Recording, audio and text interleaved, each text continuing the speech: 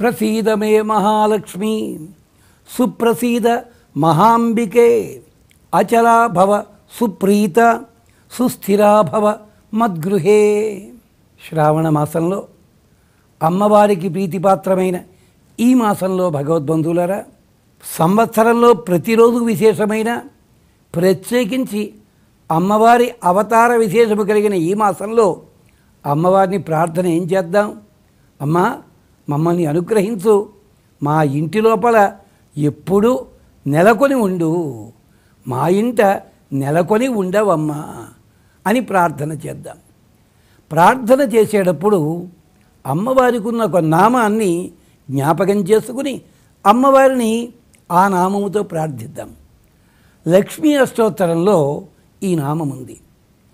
విభూతి, భూతి అని 2 పదములు ఉన్నాయి. ఇక్కడ ఓం భూత్యై నమః, సంపదలకన్నిటికీ మూల కారణమైన మహాలక్ష్మి నీకు నమస్కరిస్తున్నాను, మాకు రక్షణ కలిగించు. ఎన్ని అక్షరాలు ఉన్నాయండి? ఓం 1, భూత్యై 2, నమః 2. అంటే పంచాక్షరీ మంత్రం అంటుంది లక్ష్మీ తంత్రం అనే గ్రంథము. ఓం భూత్యై నమః.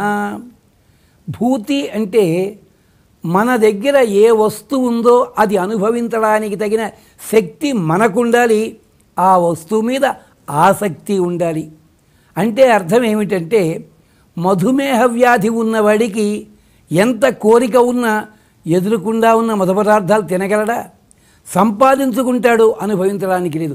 అలాంటిది కాదమ్మా, సంపద ఉండాలి, అనుభవించాలనే కోరిక ఉండాలి, అనుభవించే శక్తి మాకుండాలి. ఇది భూతి అంటే. అలాంటి భూతిని మాకు ప్రసాదించు తల్లి. భూతి అంటే తరగని సంపద, ఎంత అనుభవించినా కూడా తరగనిది. అంటే మనం అనుభవించాలి, మన వాళ్ళు అనుభవించాలి, మన చూస్తున్న వాళ్ళు కూడా ఆనందముతో అనుభవించగలిగిన సంపద.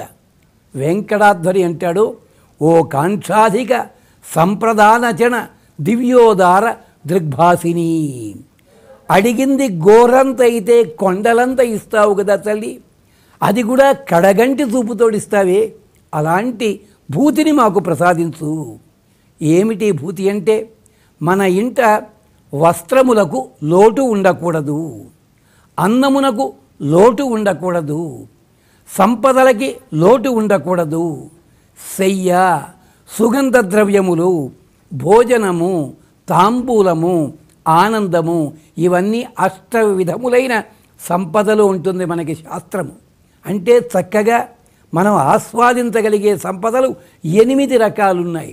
ఆ 8 రకాలు కూడా మాకు అనుగ్రహింపజేయవమ్మా. అది భూతి అంటే. అంటే అర్థమేమిటి? సీతామ్మవారు అశోకవనంలో ఉండి సంవత్సరం పాటు ఉన్నప్పటికీ ఆమెలో కళ తగ్గలేదు. అంటే ఆమె భూతి స్వరూపమే. కానీ ఆమెకు కూడా భూతి ఎవరు?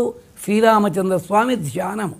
అంటే ఏది ఉన్నట్టయితే మన శక్తి ఏనాడు తరగకుండా ఉంటుందో అలాంటి సంపదని మాకు అనుగ్రహించవమ్మా.